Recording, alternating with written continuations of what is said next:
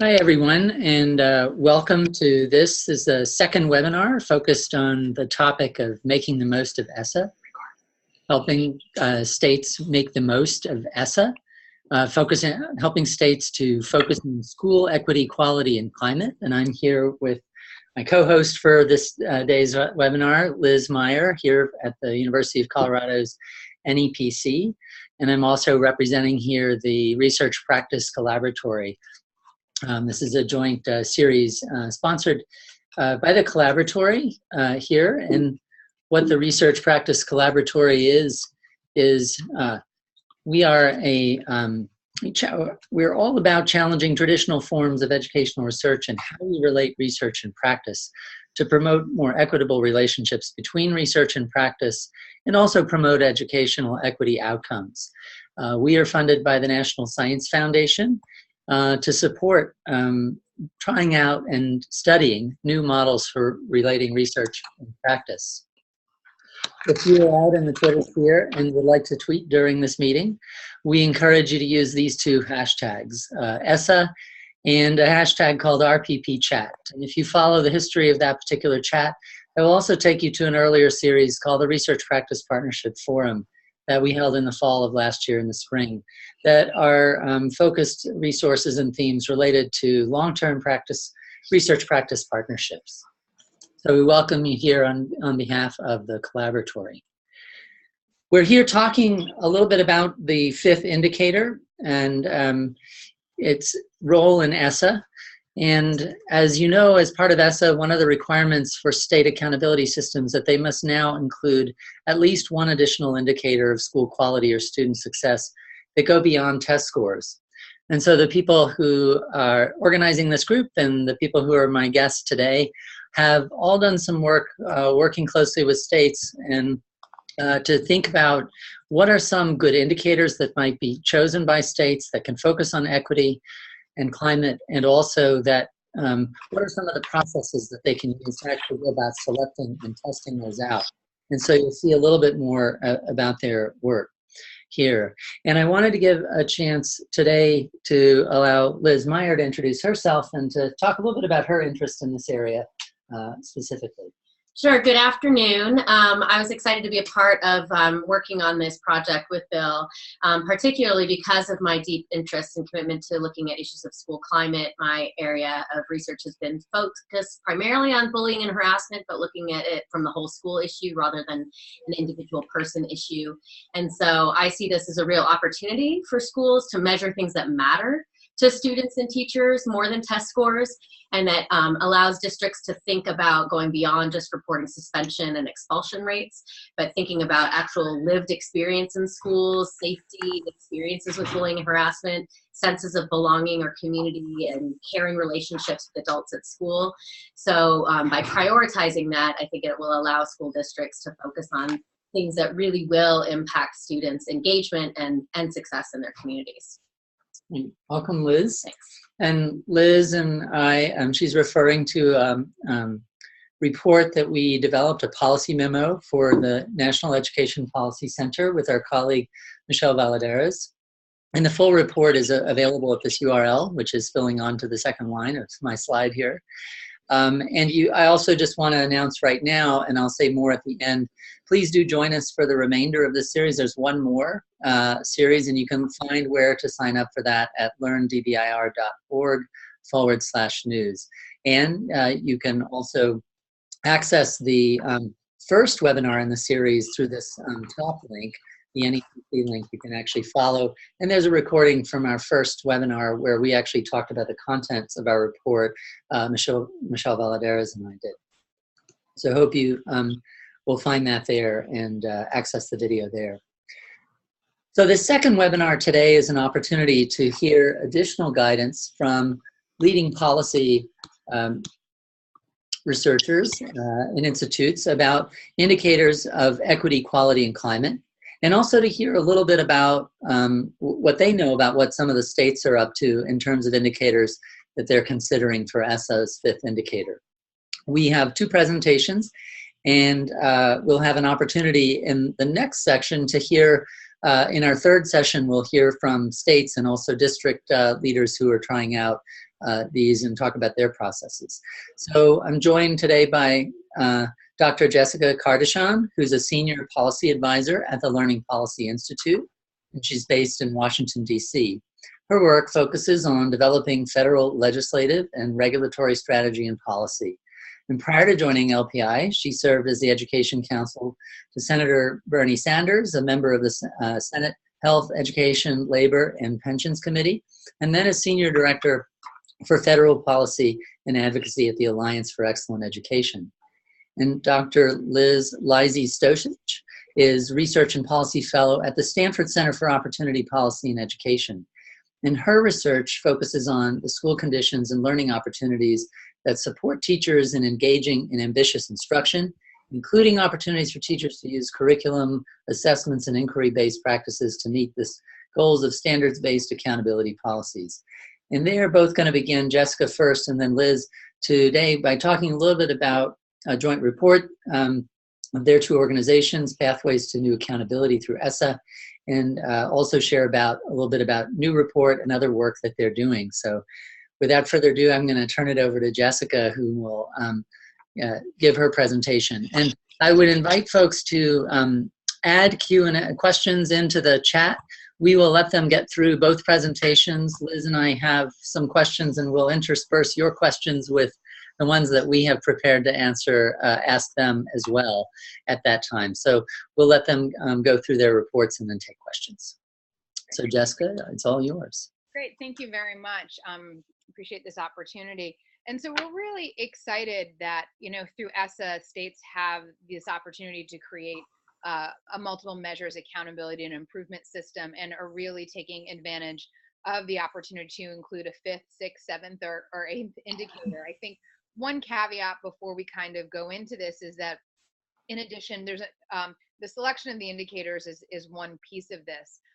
For them to matter, there's a number of decisions that states have to make in terms of how much they influence identification. Are they included in their accountability systems in a way that schools get recognized for improving student performance on these indicators, or school or district performance on these indicators? And if they're not, are they provided with the with the supports and interventions that they need? So I'm going to share my screen, and hopefully this will work.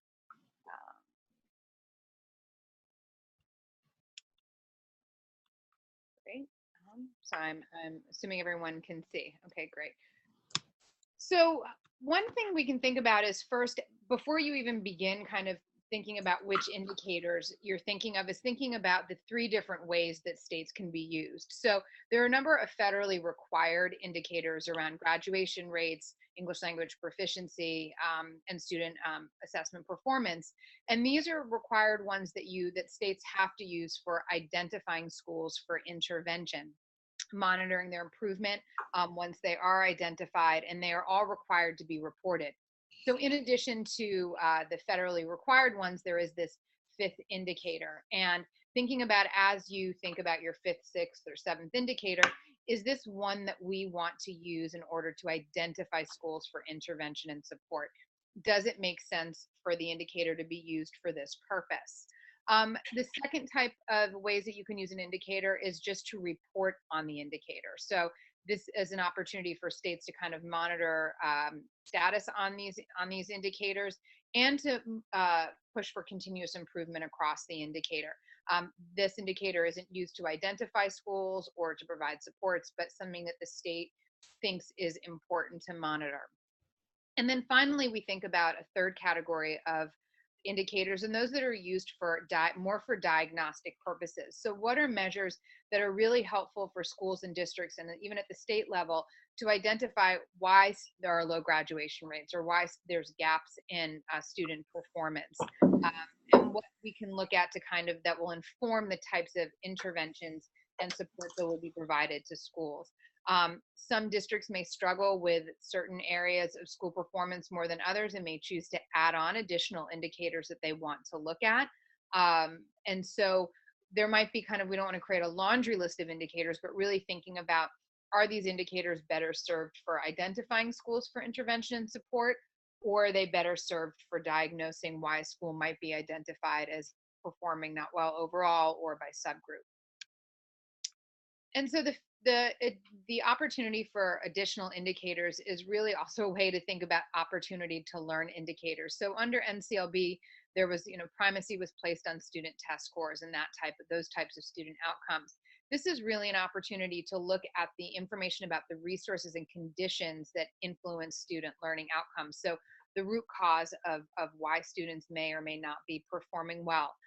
It's also an opportunity to hold districts in the state accountable for providing those resources necessary for schools to meet these goals. So what are the types of learning environments that students are placed in? What are the types of opportunities to learn that they're provided with that then result in student test scores or graduation rates? So ESSA suggests that states could include indicators of student educator engagement. These are not required. These are just suggestions of what the fifth indicator could be. Access to and completion of advanced coursework, post-secondary readiness, school climate, and safety. Additional indicators could include access to a full curriculum, supportive learning environments, indicators around resources, and in-field experience and effective teachers. And we'll talk a little bit more about each of these. So in terms of indicators of a rich curriculum, these are kind of outcomes measures that provide more information at the school and district level around opportunities to learn. Some of these might be better predictors of whether students have access or not. So you could look at the number of students enrolled in broad courses of study that include core subject areas, post-secondary outcomes such as whether they've enrolled in some type of post-secondary education, the need for remediation, and those types of outcomes. But one thing to think about, we've heard some states talking about the number of instructional minutes, and that doesn't necessarily get at quality. It does get at quantity. So you might want to think about, as you're selecting these indicators, what information will be useful and actionable for schools and districts. So in some cases, it might be just the course offering and how many students are enrolled versus kind of the instructional minutes. And also, how are you measuring the quality of that well-rounded education that you're providing? So one example, and Liz can speak more about it, is California's established a state priority for its accountability in its accountability system around access to a full curriculum, including science, history, art, world language, phys ed. So there's an incentivization that there's a course sequence. So it's not just one class here, but really thinking broadly around overall the types of curricular experiences that students have the opportunity to participate in and how they're tied seamlessly together. Another set of indicators to think about are resource indicators. One caveat is that a lot of these decisions can be made at the district level, and so thinking about what it makes sense to hold a school accountable for in terms of resources. Again, there are ways that you can layer on measures. So some of this data might be useful to look at the district level. But again, when we think about resources, we're looking at kind of some of the key indicators around access to adequate funding, staffing, facilities, materials, technology. And so resources, not just in terms of financial resources, but what are the types of services and opportunities that these allow students to access. A number of states are thinking about engagement, and so really thinking about, are we creating inclusive learning environments for all students? And so a number of possible indicators in this area around whether a school is providing a safe and supportive environment could be looking at data around chronic absenteeism, the extended year graduation rate, which has been a really powerful tool in terms of supporting and encouraging schools to either reattract students who have dropped out or stay with students who need a bit more time to graduate. Student suspension and expulsion, and social emotional learning. Social emotional learning, California is kind of one of the few states to really be ahead of kind of looking at how can we incorporate measures of social emotional learning in a way that is fair and doesn't kind of really kind of captures where students are. And so one thing to note is that all of the data that's collected for any indicator that you use has to be disaggregated by student subgroup. And so really thinking about, does the indicator lend itself to that type of disaggregation and reporting? And then there are a number of school condition indicators. And so a lot of states are indicating that they are thinking about surveying parents, teachers, and students. Again, this type of information can be really important in terms of diagnosing some of the root cause of student performance or disengagement, but can be a bit of a challenge to disaggregate by student subgroup. And so these tend to be indicators that might be better served for diagnostic purposes and providing the information that's needed to really identify which interventions and support should be provided to that school. But again, based on the requirements around ESSA in terms of disaggregation, some indicators might lend themselves better to more diagnostic purposes. There is also a rich research base around school conditions that matter most for student learning. So thinking about ways to measure whether there's a strong principal leadership program, a coherent instructional program, the extent to which parents are involved, and the degree to which there's a high level of safety and order, but that creates an inclusive environment for students. So again, are these the types of indicators that we would identify a school for versus indicators that once a school is identified for low performance on other indicators can really inform where we need to target our resources and interventions. New York City, again, this is a district, not at the state level, is really using parent and teacher surveys to provide this type of information to inform the work that's provided, the support that's provided to the schools. CORE is doing work around this. And then even though it's in Canada, Alberta, Canada has been doing a lot of work around this as well. Another key piece is parent engagement. One thing that about ESSA that really it improved upon from NCLB is the importance of stakeholder and parent engagement. And so there's been a lot of efforts by states to involve stakeholders in the design of accountability improvement systems. And so that involvement is not only important in the design of the system, but then as the school actually operates on the day-to-day, how are we incorporating feedback from parents and making them play an important role in how the school provides a supportive and educative learning environment. And so a number of efforts around kind of getting the extent of parent engagement and to the extent of whether efforts to reach out to parents and involve them are successful or not. Surveys are one tool, the primary tool to do that. But again, it's kind of what questions are included in that survey. There's obviously varying degrees of quality among surveys, but are you including questions within those surveys that provide you with the information that you need in terms of to identify which strategies to increase parent involvement are most effective? And again, these types of surveys are probably better served for diagnostic purposes rather than school identification purposes. And then finally, before I end, just some considerations for states or those who are working on informing state accountability system is there are a whole host of measures that you can include, but really thinking about the ones that are most actionable. So are these the ones that schools really have the power to move the needle on or within their control to make some noticeable differences on? So chronic absenteeism is one that at the school level, school discipline as well, that at the school level, there's a lot that can be done to improve low performance, either overall or by subgroup.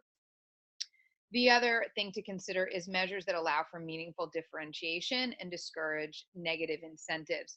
I think, there are some places where they do try and game some indicators. So really thinking about how indicators interact with each other. And so we often find that one way to lower incidence of school discipline is to increase access to rigor so that students are more engaged. So really thinking about, are we providing enough information that we can tell the difference between how schools are performing and why they're performing that way, and also have some safeguards in that you kind of can't manipulate one indicator. It'll show up on another indicator if you're doing that as well. Again, consider technical capacity and kind of what do you have the capacity to address. So if a school is not doing well on an indicator, are there the resources and interventions in place that you would be able to provide at the state or district level to a number of schools that it might be low performing on that indicator? Some states are really thinking about slowly integrating different indicators, so adding a fifth or sixth in the first year of their ESSA implementation, but then two additional ones the following year to kind of roll up into or scale up into the use of additional indicators. So again, that goes to the last point that ESSA doesn't require that all the indicators be included when you submit your initial plan. There is the opportunity to test out a few indicators and see if they're providing you the information that you need.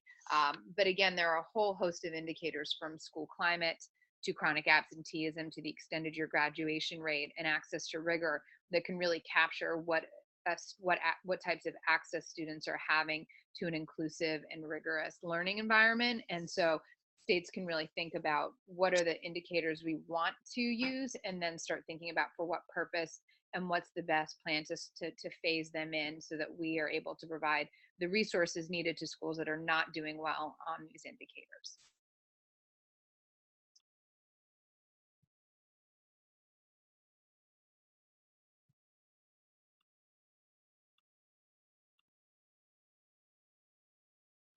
And you are on mute, William. Oh. Bill, Okay, so I guess I'll go ahead. Yes, sorry, I was didn't hand it over to you. Sorry. Okay, thank you. So I will just share my screen, so hopefully you can see this webpage here.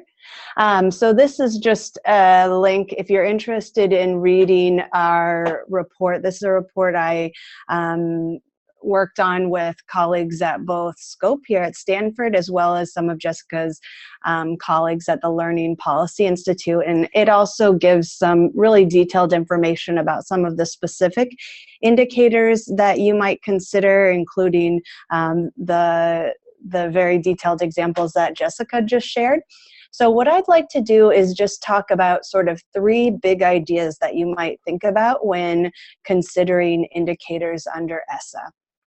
So one of the opportunities under ESSA is really to move from an accountability system that is considering student and school performance despite the conditions that teachers and students are working in, to one that really accounts for and supports the kind of conditions that are necessary for students and teachers to be successful. So if you think about No Child Left Behind's focused on student performance and the focus on teacher performance, with increased attention to teacher evaluation policies under Race to the Top, there was a lot of focus on whether or not teachers and schools were successful in supporting student learning, no matter what the conditions in which they work in are. And so we know that teachers matter, that schools matter for supporting student learning, but we also know that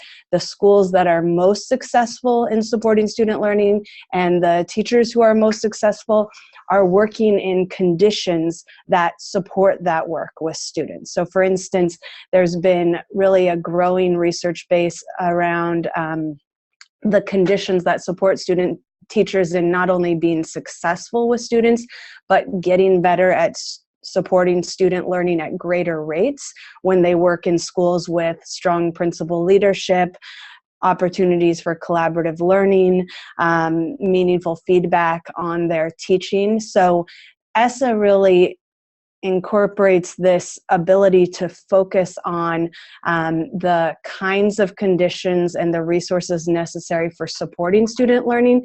This is particularly important when we're thinking about supporting more equitable learning opportunities and outcomes for students, since we know that those schools that serve the highest needs kids are also those schools that are most likely to have unsupportive working conditions for teachers.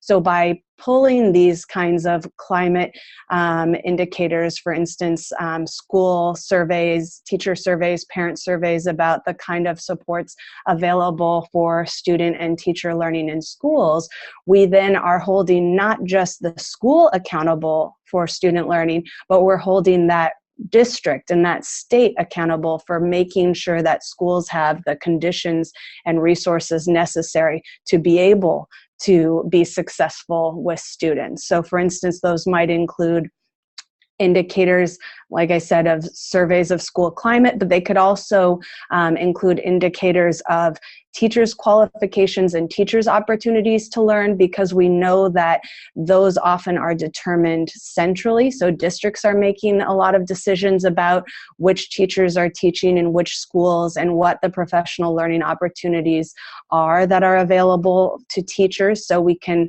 by including this in school accountability, we're actually holding districts also accountable for a more equitable distribution of support and opportunity for both students and adults. Another way to think about your choice of indicators under ESSA is this idea of leading versus lagging indicators.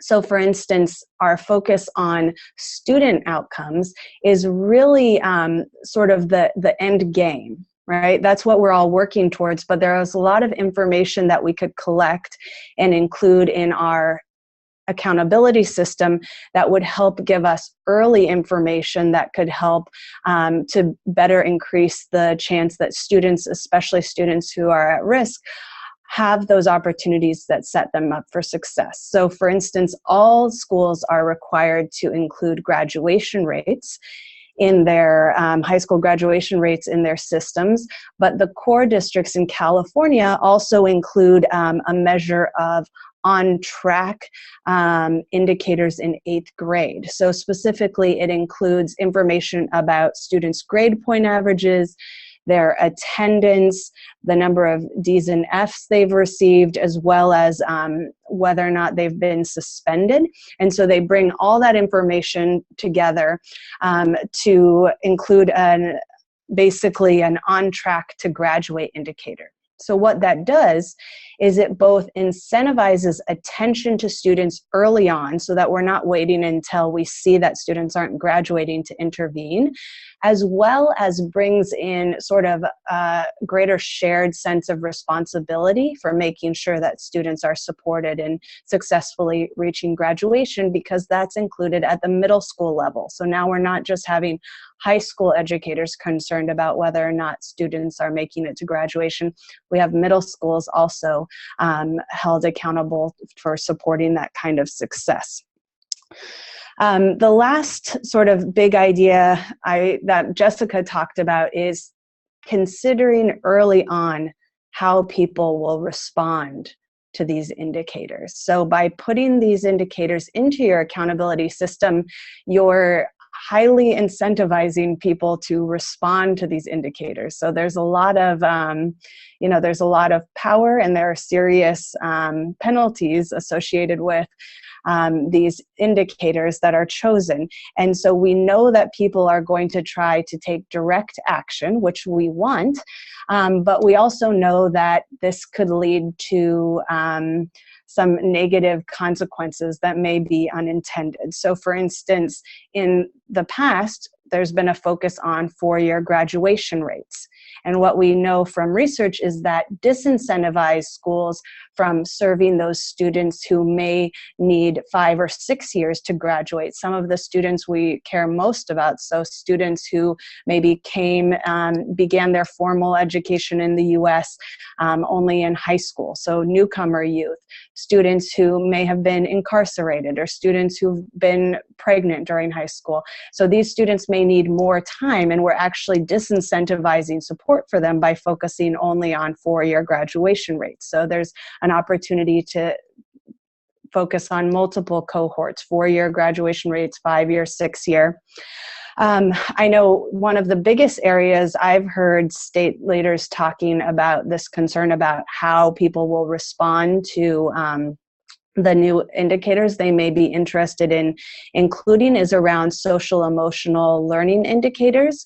So there's been a lot of interest in ideas like grit and growth mindset, but then researchers who study these ideas have said that the survey measures used for some of those indicators aren't well served for comparing students across schools. So for instance, that might be something that would be reported for informational purposes, but not acted upon sort of in the accountability system. I know another thing that might be considered is some of those indicators that when you act upon them directly are sort of clearer in terms of what you could do. So for instance, focusing on absenteeism or chronic absenteeism as a measure of engagement, or suspension and expulsion rates as a measure of engagement, has sort of clearer lines in what you could do to address those indicators.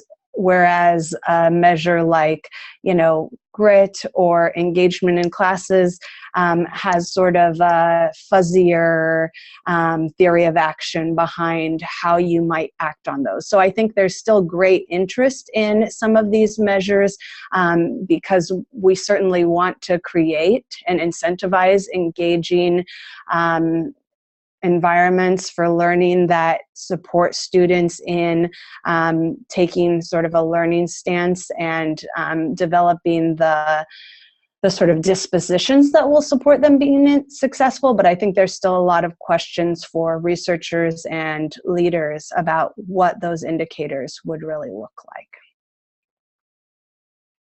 So those are sort of 3 ideas you might consider. Great. Thanks, Liz. And we have a few questions that we've lined up, but I also want to invite people at this point to, and if you can stop your screen, then we'll all be big.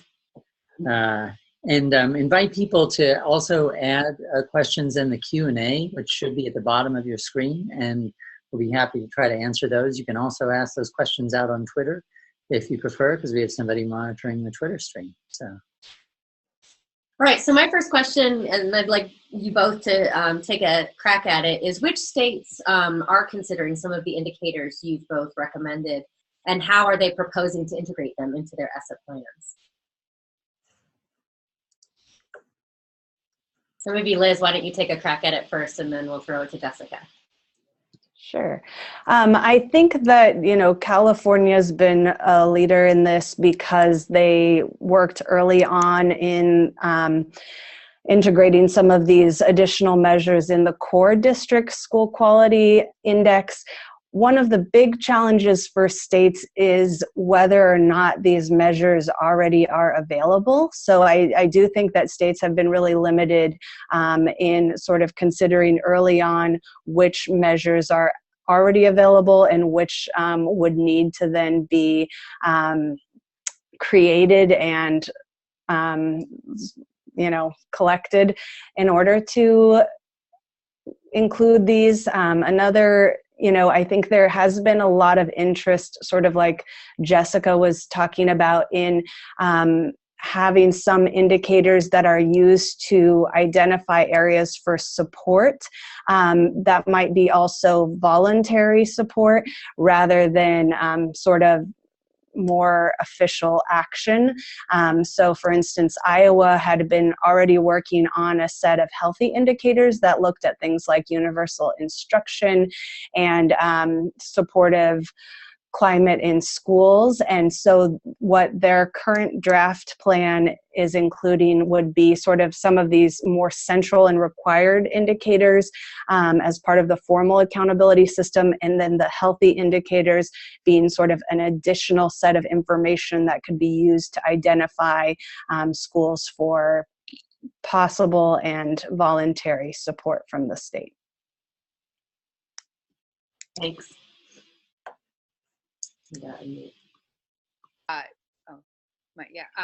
Kind of can't call them out by name, but we saw under waivers a number of states start to include a couple of additional indicators. One thing, chronic absenteeism, discipline seem to be ones that come up. One thing to keep in mind, we are hearing some states are thinking about using chronic absenteeism or in some cases discipline in the K-8 space to have an even number of indicators, since graduation rates are required at the high school level, and sometimes that helps with how they're allocating weights if they're using that type of system. One thing we would think of for these indicators, especially around chronic absenteeism and discipline, these are really important indicators at the middle and high school level. So if it's a valuable metric, to really think about which grade spans would benefit from that data. We saw a small number, which I think also might not, it depends on states' longitudinal data system, but I think Hawaii and Maryland and a couple of other states under waiver looked at post-secondary outcomes to really get a sense of, and different aspects of, or whether it was enrollment, remediation, or persistence. And those sometimes take a little bit longer to get up and running, but again, are hearing from states that they're thinking about long-term, what are some indicators down the road they'd like to include. Initially, there was a lot of conversation around surveys, but those can be pretty challenging in terms of meeting the requirements of ESSA around validity and reliability and disaggregation by subgroup. Sorry. Related to that, my next question is if you all know of any states that are already working on developing their own indicator systems, and if so, how are they going about doing that? So Jessica, if you could continue maybe, since you started. So similar to, and also I want to pick up on the point that Liz made earlier, I think states, are also, a number of states already under waivers had some of these indicators that they were using, but they're also thinking about how some of these indicators interact with each other. So around an on-track indicator is one thing we're hearing more of.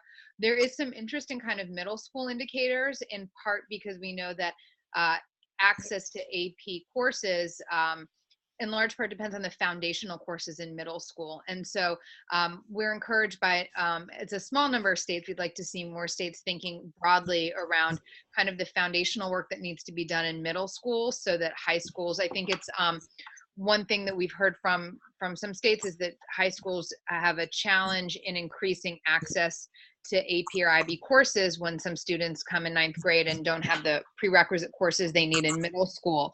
And so there's kind of, again, that shared accountability and making sure that your systems kind of flow seamlessly from one grade span to the next grade span. So really, thinking about, all right, if these are indicators that we want to use in the high school space, what does that mean in terms of making sure that elementary and middle schools help lay the foundation for that work? Similar around some states that are thinking about indicators in the early education space. Those may take, because those are newer, take a little bit longer to get up and running, but thinking about pre-kindergarten readiness. But again, that's not really within the control of the K-12 school, but might serve better for diagnostic purposes. Some are looking at 3rd grade kind of on-track indicators, kind of getting in a bit earlier and kind of how they know that. One thing to keep in mind, though, is again, as you aggregate indicators, you lose some of the value of the data, so that if you have an indicator that combines discipline and chronic absenteeism and course performance, you can improve in the performance on that indicator kind of on the backs of one of those 3 indicators. So are you looking at the data as a whole, but also do you have the capacity to look at it by individual or sub-indicators? And also thinking about kind of who has access to the indicators when. So we know that and this is the last point I'll make, is under ESSA, you're looking at this data annually, but really thinking about the timeliness of it. So one of the values of the on-track data is that some places are looking at every 6 to 8 weeks so that the intervention can be timely. So when you think about your systems, who has access to the data and how frequently? Because sometimes if you're waiting till the end of the school year, it's not as useful as if you looked at it more frequently. Thanks. I guess the other thing I would add is one other piece that I know some states are sort of bringing together are work on performance assessment and some of these indicators of the skills and dispositions that would support students in being successful. So trying to take some of these ideas like perseverance and communication and collaboration and measuring them directly through students' performance on tasks that represent the kinds of authentic sort of tasks that they'll encounter in life after high school. And so trying to use some of those measures, experimenting with them rather than maybe going the route of surveys. So that's another sort of area that states are working on. I think, one of the biggest pieces of discussion is this something we want to know for ourselves as a state, or is this something we want to report to the federal government? And a lot of concern over sort of what, what gets measured gets attended to, but real sort of concern around what might happen to some of these measures if they become part of this more formal system. Liz, you mentioned the core district's quality improvement system. Could you say a little bit more about the aspects of equity, quality, and climate that are addressed in it? And, what do you think are some things we can learn from the core district's efforts that other states might use or emulate? Mm-hmm. So I think that, like many states, the core districts are including both measures of performance and growth, which helps to really incentivize and reward growth, especially in those schools serving high needs populations. So I think that's been very important. They are incorporating measures of chronic absenteeism, which is a major issue of equity, because you see in research that chronic absenteeism is often really concentrated in few very high poverty schools. And so attending to those numbers can have really important positive consequences for students and help to really sort of recognize the hard work that schools are doing and the progress that they're making with those students.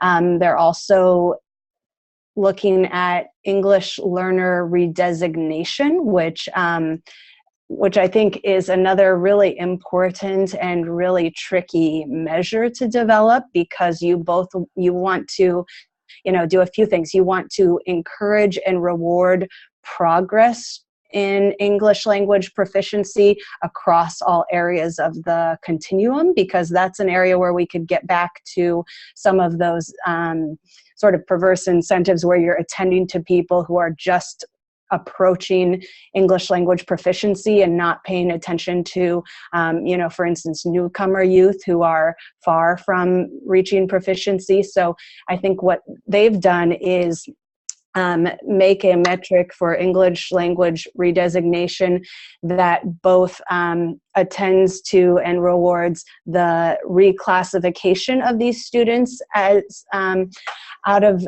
English learner status, which is important so that those students have greater access to higher level content courses. But they've also sort of incorporated this 5-year mark into that redesignation so that they're not pushing people to reclassify students too early, where they would both lose the support that they may still need. And so since, a lot of research shows that students need 3 to 5 years of support to be better prepared for sort of, full inclusion in content courses and access to those courses, this sort of measure takes into account both reclassifying those students and drawing extra attention essentially to students who are then going beyond 5 years and essentially becoming long-term English learners, which we know is associated with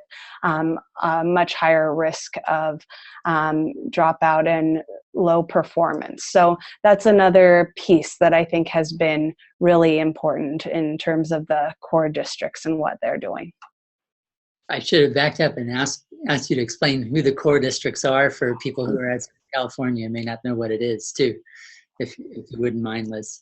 Right, so the core districts are composed of essentially the major urban districts in California, and they'd applied to for a race, or not a race to the top, sorry, they've applied for an ESSA waiver on their own since California wasn't awarded one. And so they had really gone in this direction of a multiple measures accountability system before the Every Student Succeeds Act was passed. And so they're a great example to look to around some of these indicators, since they've had a lot of conversations about that and are still very much in the process of developing some of these indicators.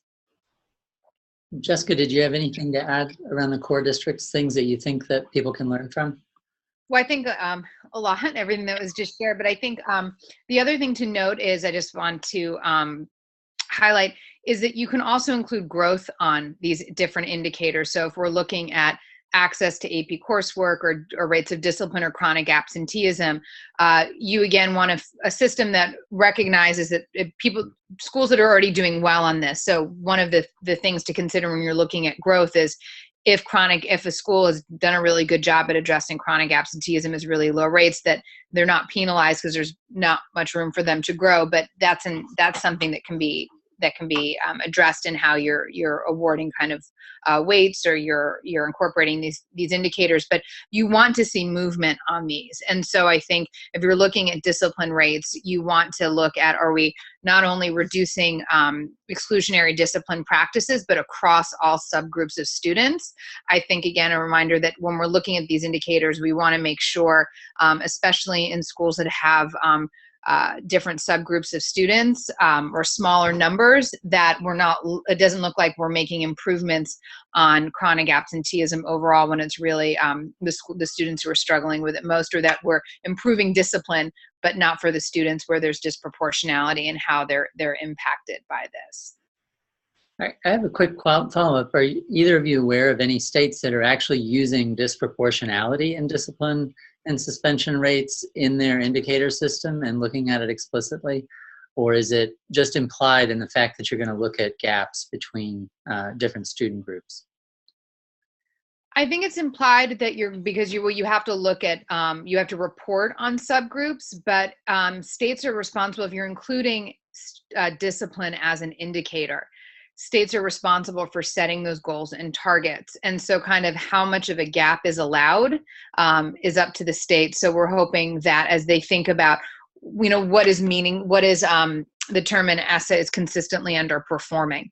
And so it's the states up to them to define consistently underperforming and set a host of rigorous kind of benchmarks, so that how do we know that not only you're improving on this indicator, but what is an acceptable amount of gap closure that you should be expected to make each year on these indicators. And so it's a real opportunity for states in setting those benchmarks, for really pushing states to be aggressive about some of these things. I think the other piece is that all the indicators that we've mentioned not only have an evidence base in terms of improving student outcomes, but there's an evidence base in the interventions that you can use. So that we can address chronic absenteeism, we can address exclusionary disciplinary policies. There's a number, and the report that we're releasing in a couple of weeks is meant to provide the information on kind of what do you do if you're not doing well. And so there should be a sense of urgency in addressing the areas where the research shows that we know how to fix this if we take a certain set of certain steps. Wanted to take a question from the audience. And the question is, are there ways that equity in schools is or can be looked at through a culturally responsive pedagogy lens? I know that's certainly an interest of a lot of people who are focused on equitable teaching, is to think about that lens. But are there ways that we can look at that through the fifth indicator? Oh, go first. Let's go.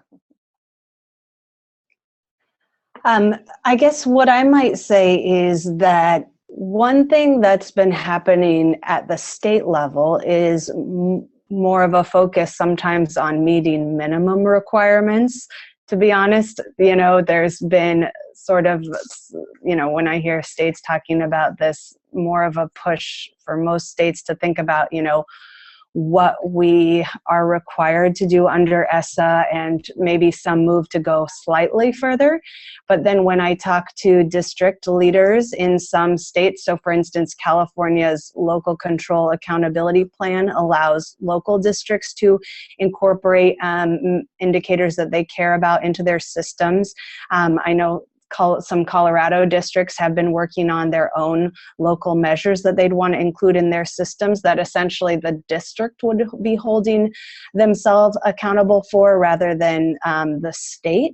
And I think that those local systems are an opportunity for including some of these other measures that may be of great interest and value to the community, but may not be something that is happening at the state level. So I think it would be very interesting to think about how, for instance, opportunities and access to culturally relevant pedagogy might be incorporated in a local system.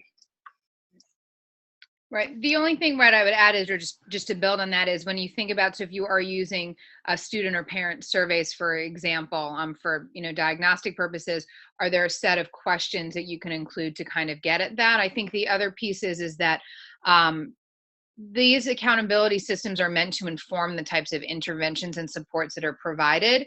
And so, one, really looking at the data that you get back from these surveys, if you have questions around culturally responsive practice and feelings of inclusiveness and engagement, and also looking at the data, even though this isn't under ESSA, at the classroom level or the grade level. And so if you have discipline data for a school, you might find that some of these issues, or if you have survey data, there might be 2 or 3 classrooms where some of these issues are concentrated. So are we targeting our professional development to this, and if it's something overall with the school, then again, it's providing school-wide professional development. But in terms of culturally responsive practice, some teachers might be stronger in that area than others. So we're using the data to identify which teachers could kind of take the lead. Because again, we want to also use this to highlight best practices in schools that are doing it well. Are there schools and teachers that are really excelling in creating these kind of inclusive, responsive classrooms, and how can we share that with teachers or schools or grade levels that are struggling?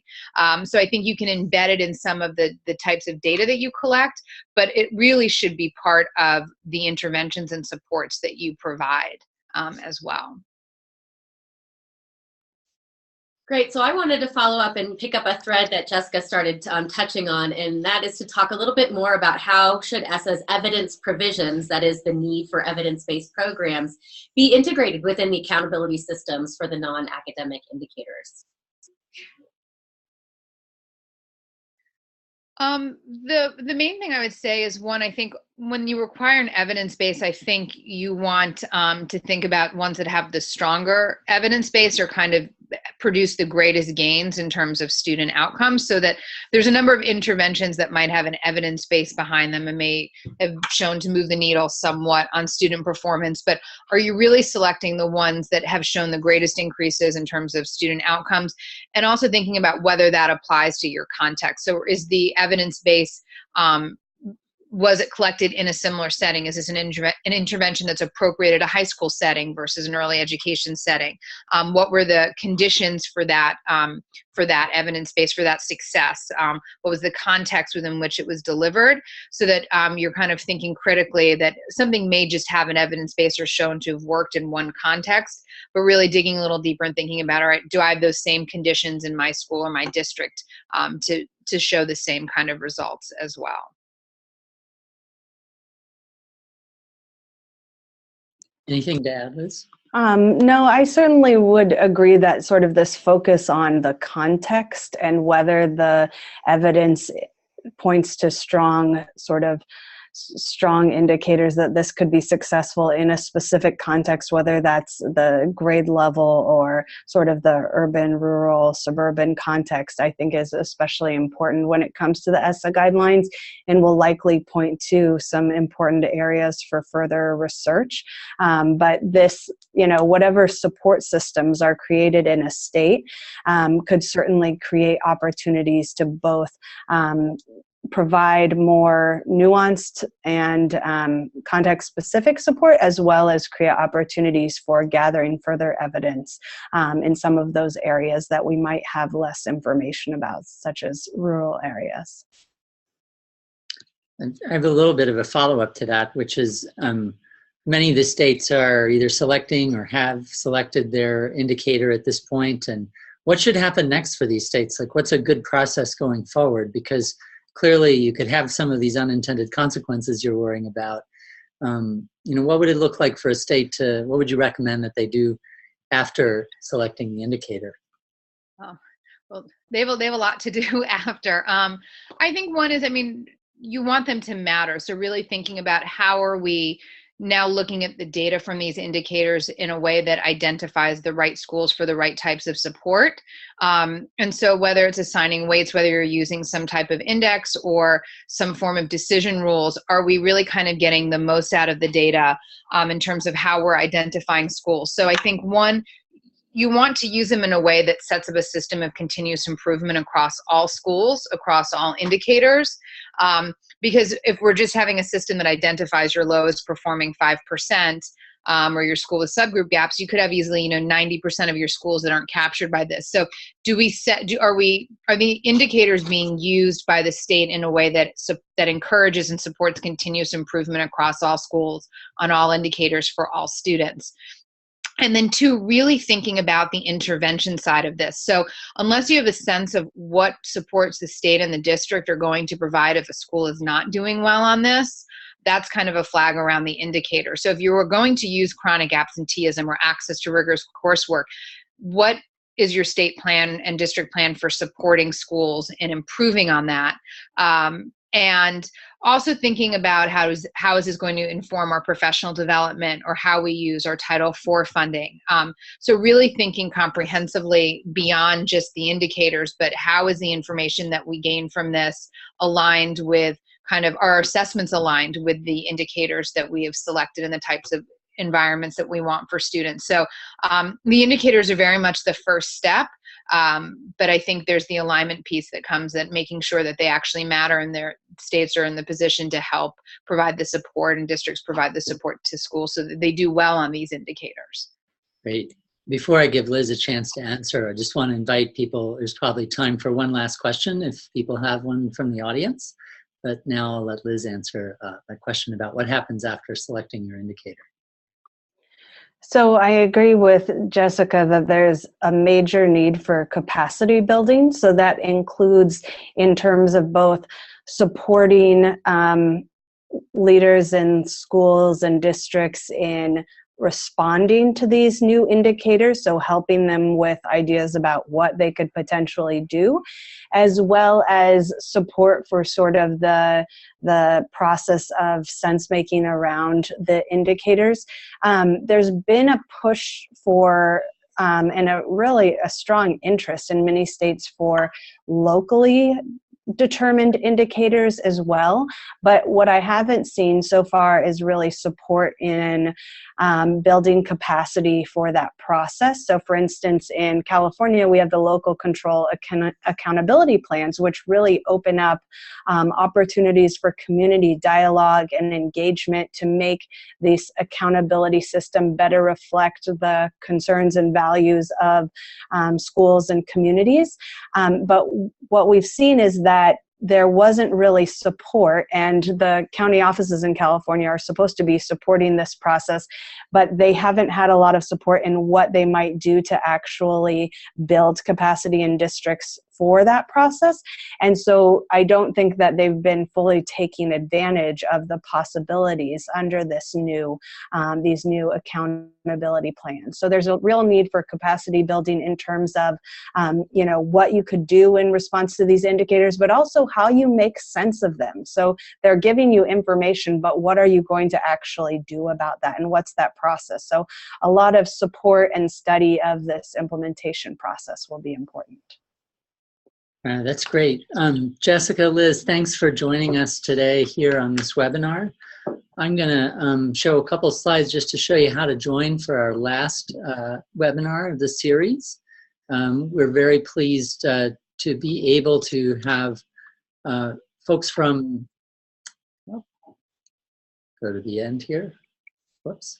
So we have, let's see, the last one is, this one is today. It's designing a process to help refine and validate indicators. It'll be March 1st at 5:30 p.m. We have actually Jenny Nagaoka and Holly Hart from University of Chicago Consortium on School Research. They're going to be talking about how they integrate some of the really successful measures of school organizational climate and others, of parent engagement, into the Illinois and Chicago accountability systems. And the Your State is going to be filled in by Richard Cedar and colleagues from Hawaii, and they're going to talk about a process that they developed for using chronic absenteeism. So we hope you will join us for this last webinar. And you can find that again on learndbir.org/news. You can find the link and register and join us for next time. So thanks everyone for joining us. Thanks again, Jessica and Liz for joining for this. And we'll see you hopefully next time. Thank you. Great, thank you. Hey, thanks everyone.